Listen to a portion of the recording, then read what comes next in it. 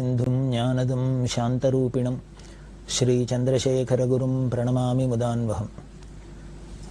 காஞ்சி மகாபிரிவா 1967-68 வருஷத்தெல்லாம் தன்னோட பாரிஷான ஸ்ரீ ஜெயேந்திர சரஸ்வதி சுவாமிகளோட யாத்திரை பண்ணிட்டு வரத்தே ஆந்திர பிரதேசத்தில் கோதாவரி ஜில்லாவில் பல இடங்கள்லாம் யாத்திரை பண்ணுறதை பார்த்துட்டு வரும். அப்படி வரத்தே 1968 வருஷம் ஆரம்பத்தில் ஏலூரு அப்படிங்கிற இடத்துல இருந்தா. இந்த ஏலூரில் சிவராத்திரி எல்லாம் அங்கே இருந்தா, ஏலூரில் இருந்தா.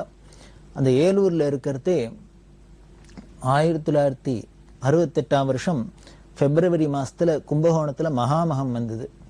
இந்த மகாமகம் அப்படிங்கிறது முன்னமே சொல்லியிருக்கோம், குரு சிம்மராசியில் பிரவேசிக்கிறதே மகா நட்சத்திரத்தில். இது 12 வருஷத்துக்கு ஒரு தான் நடக்கக்கூடியது ஜோதிஷ ரீதியாக. அது ரொம்ப புண்ணிய காலமாக இருக்கிறதுனால இந்த மகாமகத்தில் கும்பகோணத்தில் ஒரு பெரிய விழா நடக்கிறது.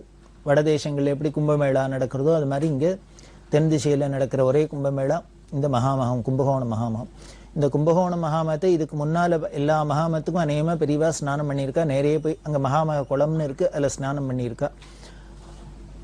இந்த 68 வருஷம் மகாமகத்தும் போது என்ன பண்ணால் பெரியவா ஆந்திர பிரதேசத்தில் ஏலூரில் இருந்தா.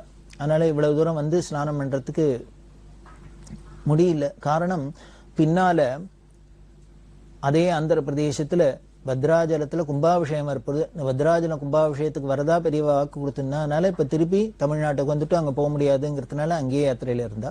இது 68 வருஷம் மகாமகத்துக்கு பெரியவா என்ன பண்ணுச்சுன்னா கும்பகோணம் மடத்துல ஒரு அதிருத்ர யாகம் பண்ணணும் அப்படின்னு ஆசைப்பட்டு